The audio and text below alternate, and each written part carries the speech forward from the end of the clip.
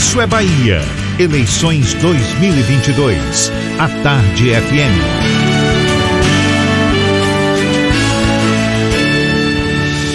Uma das grandes preocupações no atual cenário eleitoral são as fake news. A gente muito bem sabe disso, não é? Mensagens falsas com a intenção de enganar o eleitor, criando fatos inexistentes, por exemplo, que um candidato defende algo errado, como a corrupção ou a criminalidade, ou ainda distorcendo fatos.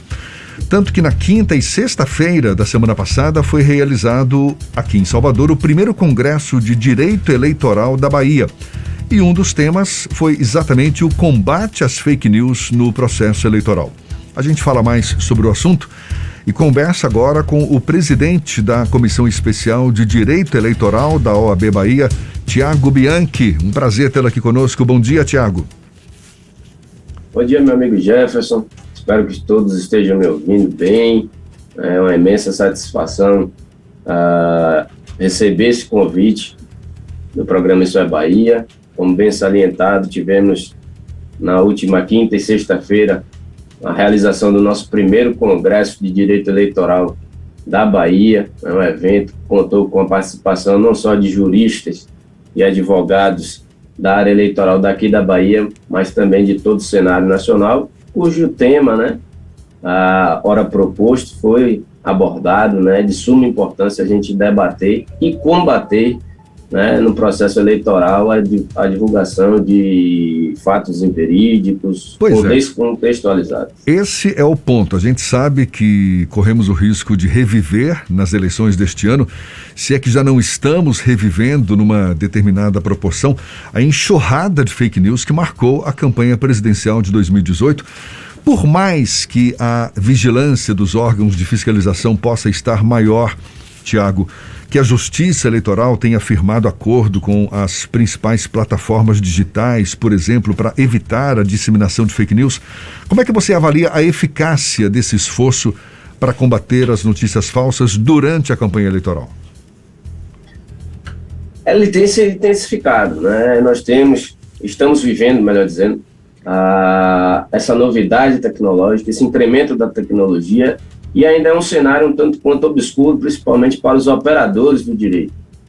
Nós temos vivenciado o direito digital, se tornando como quase que uma das principais atividades do direito, e através dele é que nós poderemos aumentar essa fiscalização e combater a divulgação das fake news, seja no ambiente das redes sociais.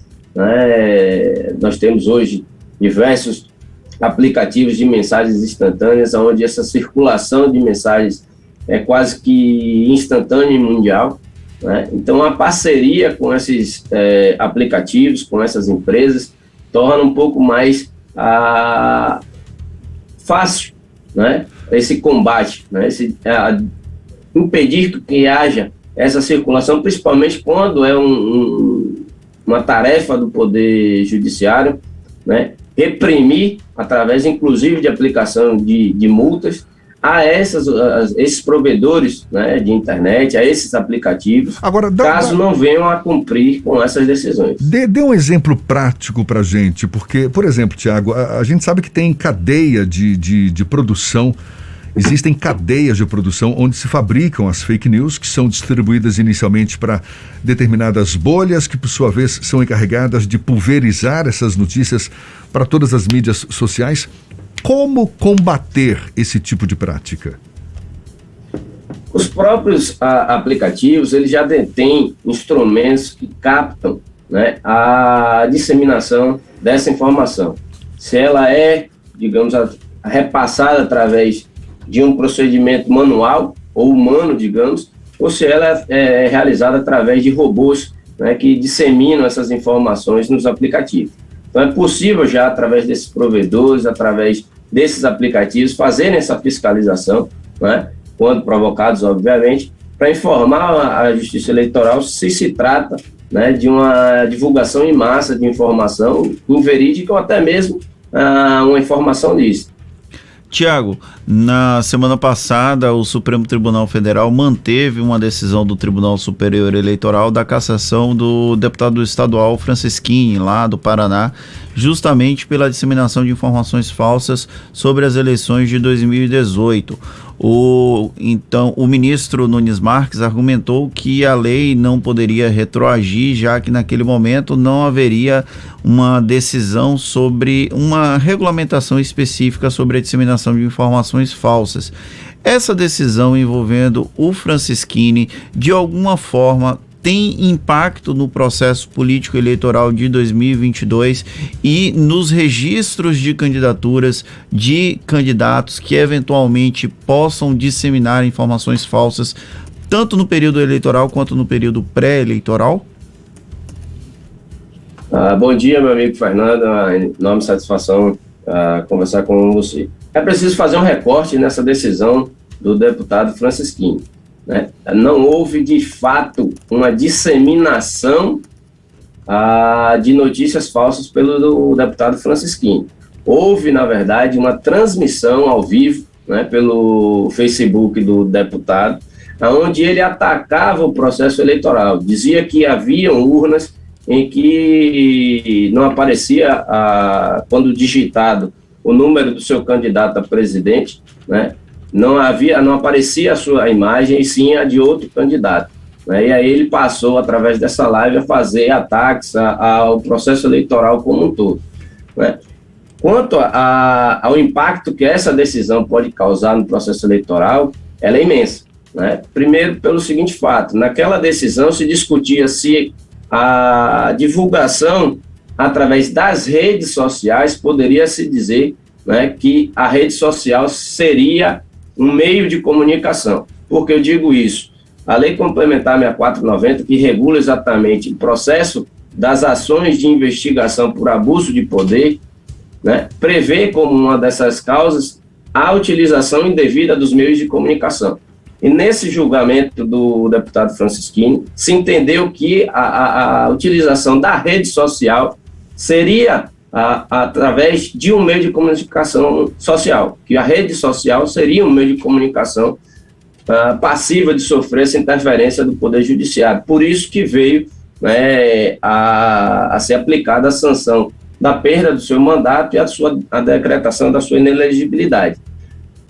Outro ponto dessa decisão é exatamente a questão da gravidade. Muito se discute se é possível uma decisão como essa interferir no processo eleitoral. Se a exibição da sua live, como no exemplo citado do Francisquini, teria condições de impactar o processo eleitoral como um todo.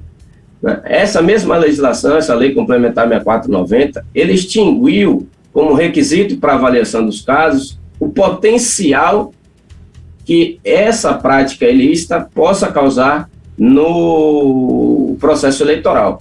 É analisado a sua gravidade. Por isso que entendeu o Tribunal Superior Eleitoral, que passou a ser referendado pela decisão do Supremo Tribunal Federal na semana passada, de que essa transmissão, ainda que no dia da eleição, possui gravidade tamanha a impactar e ensejar a interferência do Poder Judiciário na situação específica. Você acredita que, por exemplo, nas eleições de 2022, infelizmente, a gente vai ter que conviver com a disseminação, a publicação de informações falsas? A própria proclamação da República Brasileira nasce de uma informação falsa disseminada. Você acredita que essas ações que foram realizadas pelo Tribunal Superior Eleitoral, pelo próprio Congresso Nacional, através da CPI das fake news, que não foi para lugar nenhum, mas existiu, elas podem coibir que isso faça parte da rotina do eleitor brasileiro, ou infelizmente a resposta ficou aquém do esperado, do desejado dentro do processo jurídico brasileiro? Eu não acredito que ela tenha ficado aquém, mas sim que ela tenha, na verdade, superado as expectativas. Né? Nós vivemos numa era tecnológica onde a informação ela basicamente circula através das redes sociais. E essa foi uma preocupação do Tribunal Superior Eleitoral, né, de atingir o eleitorado, de trazer essas informações aos eleitores por meio da própria rede social. Nós tivemos diversas ações, né, da Justiça Eleitoral nesse sentido, né, através do seu aplicativo, do Instagram, né, de outras redes sociais, de poder levar essas informações, né, e os impactos e as sanções que podem acarretar o próprio eleitor quando da disseminação ou meramente do próprio repasse dessas informações inverídicas, né, adiante.